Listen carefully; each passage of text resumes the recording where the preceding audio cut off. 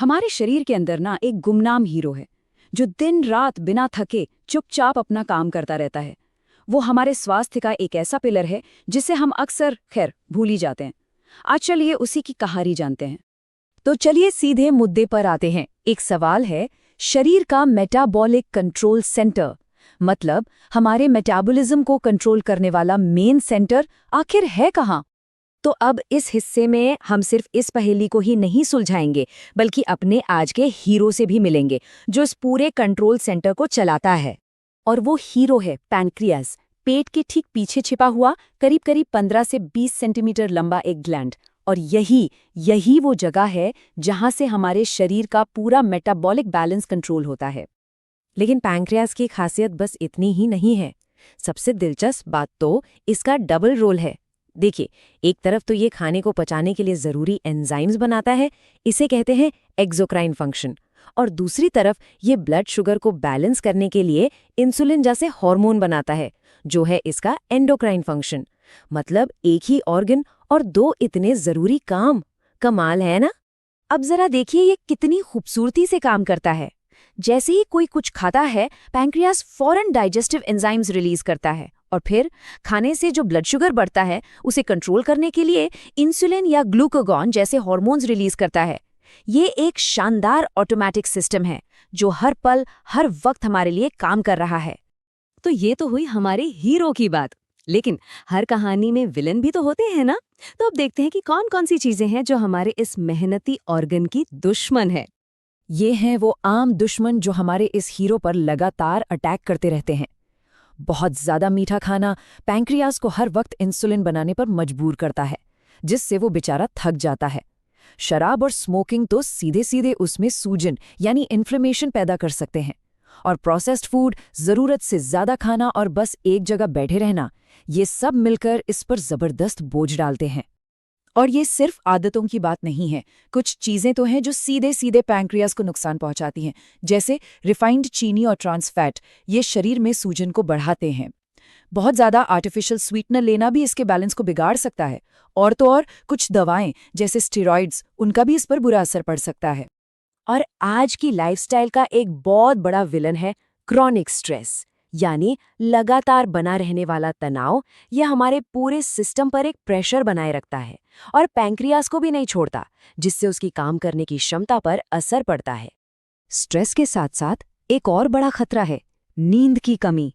सोचिए, जब शरीर को जरूरी आराम ही नहीं मिलेगा तो पैंक्रियाज जैसे अंगों पर एक्स्ट्रा बोझ तो पड़ेगा ही, और फिर वो ठीक से काम कैसे कर पाएंगे? और इन सभी लाइफस्टाइल फैक्टर्स का नतीजा, जरा ये आंकड़ा देखिए, 90%। ये सच में एक बहुत बड़ा नंबर है। बिल्कुल, वर्ल्ड हेल्थ ऑर्गेनाइजेशन यानी WHO के मुताबिक डायबिटीज़ के 90% मामले सीधे सीधे हमारी लाइफस्टाइल से जुड़े हैं। इससे साफ पता चलता है कि हमारी रोज़ की आदतें पैंक्रियाज की सेहत पर कितना बड़ा और सीधा असर डालती हैं। तो जब पैंक्रियाज पर लगातार हमला होता रहता है तो वो मदद के लिए कुछ सिग्नल भेजता है। चलिए अब उन सिग्नल्स को समझते हैं, जो किसी अलार्म बेल से कम नहीं हैं। ये कुछ बिल्कुल साफ साफ वार्निंग साइन है, जैसे कि बार बार थकान महसूस होना, भूख का अचानक बहुत बढ़ जाना, बिना किसी वजह के वजन कम होना। ये सारे संकेत यही बताते हैं कि शरीर के अंदर कुछ तो गड़बड़ है। लेकिन कुछ सिग्नल ऐसे भी होते हैं जो इतने आम लगते हैं कि उन पर अक्सर किसी का ध्यान ही नहीं जाता। तो वो कौन से संकेत हैं जिन्हें हम नज़रअंदाज कर देते हैं? ये हैं वो छोटे छोटे सिग्नल, जैसे हल्का फुल्का इंडाइजेशन, मीठा खाने की ज़बरदस्त क्रेविंग होना, खाना खाने के बाद थकान महसूस होना या फिर ब्लोटिंग। ये सब बहुत मामूली लग सकते हैं, लेकिन ये पैंक्रियाज से जुड़ी बड़ी प्रॉब्लम्स के शुरुआती संकेत हो सकते हैं। तो फिर क्या होता है जब इन सारी वार्निंग्स को लंबे समय तक इग्नोर कर दिया जाता है? ये कहानी का वो मोड़ है जहां हमारा हीरो सच में थकने लगता है। और जब ये हीरो थक जाता है तो नतीजे बहुत गंभीर होते हैं। इंसुलिन रेजिस्टेंस, मतलब जब शरीर इंसुलिन पर ठीक से रिस्पॉन्ड नहीं करता, ये सीधे सीधे डायबिटीज को जन्म देता है। शराब जैसे दुश्मन पैनक्रियाटाइटिस पैदा करते हैं, जिसमें पैनक्रियाज में बहुत दर्दनाक सूजन आ जाती है। और सबसे खतरनाक है पैनक्रियाटिक कैंसर, जिसका अक्सर तब तक पता नहीं चलता जब तक बहुत देर हो चुकी होती है। इसीलिए तो इसे साइलेंट किलर भी कहते हैं। तो आखिर में सबसे जरूरी सवाल यही है, और ये सोचने वाली बात भी है, कि किसी की लाइफस्टाइल इस साइलेंट हीरो यानी पैंक्रियाज को सपोर्ट कर रही है या फिर उसे धीरे धीरे थका रही है। आप जानते हैं, हमारी किचन में ही सेहत के कितने ही राज छुपे होते हैं। तो आज हम ऐसे ही 3 बहुत ही पुराने और पारंपरिक उपायों के बारे में बात करेंगे जो ब्लड शुगर को कंट्रोल करने में मदद कर सकते हैं। पर सवाल ये है कि क्या ये सिर्फ सुनी सुनाई बातें हैं या इनके पीछे कोई साइंस भी है? चलिए आज इसकी तह तक चलते हैं। तो यही है सबसे बड़ा सवाल, क्या ये नुस्खे सच में काम करते हैं या ये सिर्फ वो बातें हैं जो हम पीढ़ियों से सुनते आ रहे हैं? चलिए देखते हैं कि इनके पीछे का सच क्या है। तो हम हर एक उपाय को साइंस की नज़र से देखेंगे। आखिर मॉडर्न रिसर्च क्या कहती है इन घरेलू नुस्खों के बारे में। Let's find out. तो सबसे पहले बात करते हैं मेथी की। हाँ, वही मेथी दाना जो हमारे मसालेदान में होता है। इससे एक ज़बरदस्त इंसुलिन सेंसिटाइजर माना जाता है। अब इसका मतलब क्या है? आसान भाषा में ये शरीर में इंसुलिन को बेहतर तरीके से काम करने में मदद करता है। अच्छा, इसको तैयार करना तो बहुत ही आसान है। सिर्फ 1 चम्मच मेथी दाना लेना है, उसे 1 गिलास पानी में डालना है और बस रात भर के लिए छोड़ दीजिए। सिंपल। ओके, अब इसको लेना कैसे है ये समझना जरूरी है। सुबह सुबह बिल्कुल खाली पेट पहले पानी पी लीजिए और उसके बाद जो दाने हैं उन्हें अच्छे से चबाना है। और पता है इन दानों को चबाना क्यों जरूरी है? क्योंकि इससे ना सिर्फ फाइबर मिलता है बल्कि इसका असर और भी बढ़ जाता है। तो इसके पीछे साइंस क्या है? देखिए, मेथी में 2 खास चीजें होती हैं। एक है गैलेक्टोमेनिन जो एक तरह का फाइबर है और दूसरा है 4-हाइड्रोक्सी आइसोल्यूसिन, एक कंपाउंड। नाम की चिंता मत कीजिए, बस इतना समझ लीजिए कि ये दोनों मिलकर ही शरीर की इंसुलिन सेंसिटिविटी को सुधारते हैं। लेकिन एक चीज का ध्यान जरूर रखें, अगर किसी की शुगर पहले से ही कम रहती है तो उन्हें पूरी मात्रा से शुरू नहीं करना चाहिए। आधी मात्रा से यानी आधे चम्मच से शुरू करें, ये बहुत जरूरी है। चलिए अब आगे बढ़ते हैं हमारे दूसरे उपाय की तरफ, और ये है एक पावर पैक्ड कॉम्बिनेशन, आंवला और हल्दी। इस जोड़ी को एक पैंक्रियास प्रोटेक्टर कहा जाता है। मतलब ये पैंक्रियास के सेल्स को डैमेज से बचाने का काम करता है। इसको बनाने के 2 ऑप्शन हैं, जो भी आसान लगे।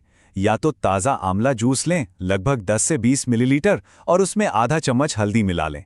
और अगर ताज़ा जूस नहीं है तो कोई बात नहीं, 1 चम्मच आंवला पाउडर और आधा चम्मच हल्दी पाउडर भी काम करेगा। अच्छा, इसे लेना कब है?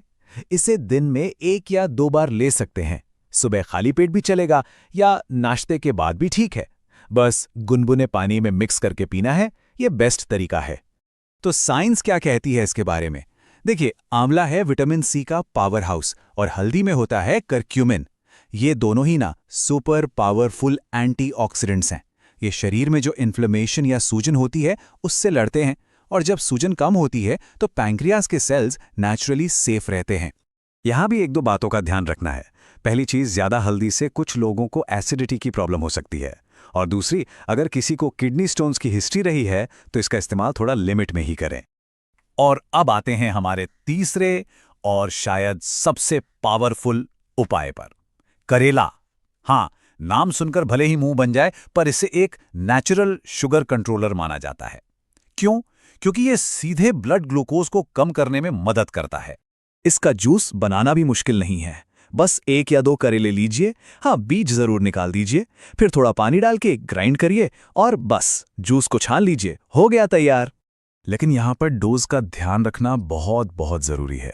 सिर्फ 50 से 100 मिलीलीटर, इससे ज़्यादा नहीं। और बेस्ट रिजल्ट्स के लिए इसे हमेशा ताज़ा बनाकर सुबह खाली पेट नाश्ते से लगभग आधा घंटा पहले लें। अब इसके पीछे की साइंस काफ़ी दिलचस्प है। करेले में चारंटेन और पॉलीपेप्टाइड पी नाम के कंपाउंड्स होते हैं। पता है ये क्या करते हैं? ये शरीर में जाकर इंसुलिन जैसा बर्ताव करने लगते हैं, उसकी नकल करते हैं, और इस तरह ये ब्लड ग्लूकोज लेवल को नीचे लाने में मदद करते हैं। कमाल है ना? ओके, अब एक बहुत बहुत ज़रूरी चेतावनी। इसकी मात्रा अगर थोड़ी भी ज़्यादा हो गई तो शुगर लेवल बहुत तेज़ी से गिर सकता है, जो कि खतरनाक हो सकता है। और दूसरी चीज़, गर्भवती महिलाओं को इसका सेवन बिल्कुल बिल्कुल भी नहीं करना चाहिए। तो हमने 3 अलग अलग उपाय देखे। अब सवाल ये उठता है, क्या इन तीनों को एक साथ इस्तेमाल कर सकते हैं? तो जवाब है हाँ, बिल्कुल। बल्कि इनको कंबाइन करने का एक बेस्ट डेली रूटीन भी है। तो चलिए देखते हैं ये डेली प्लान क्या है। देखिए, सबसे पहले सुबह उठते ही लेना है मेथी का पानी। फिर उसके 20-30 मिनट बाद करेले का जूस, और आखिर में नाश्ता करने के बाद आंवला और हल्दी वाला मिक्सचर। ये जो सीक्वेंस है ना, इससे इन तीनों चीजों का ज्यादा से ज्यादा फायदा मिलेगा। ओके, तो इससे पहले कि हम इसे समाप्त करें, चलिए सबसे जरूरी बातों को एक बार फिर से दोहरा लेते हैं। सेफ्टी टिप्स और पूरी बात का सारांश। 3 सुनहरे नियम हैं जो हमेशा याद रखने हैं। नंबर 1, अगर पहले से कोई दवा चल रही है तो शुगर को नियमित रूप से मॉनिटर करना बहुत जरूरी है। नंबर 2, तीनों उपाय एक साथ शुरू मत कीजिए, एक एक करके ट्राई करें। और नंबर 3, 15-20 दिन इस्तेमाल करने के बाद देखें कि इसका असर कैसा हो रहा है। तो फाइनल टेकअवे क्या है? बिल्कुल सिंपल है। मेथी इंसुलिन सेंसिटिविटी बेहतर करने के लिए, आंवला हल्दी पैंक्रियाज को प्रोटेक्ट करने के लिए, और करेला नेचुरल शुगर कंट्रोल के लिए। बस याद रखें, सही समय और सही डोज, यही सबसे जरूरी है। तो ये सारी जानकारी तो मिल गई, लेकिन अब सवाल ये है कि अगला कदम क्या होगा? देखिए, ये एक व्यक्तिगत निर्णय है और इसे हमेशा समझदारी और अपने डॉक्टर की सलाह से ही लेना चाहिए।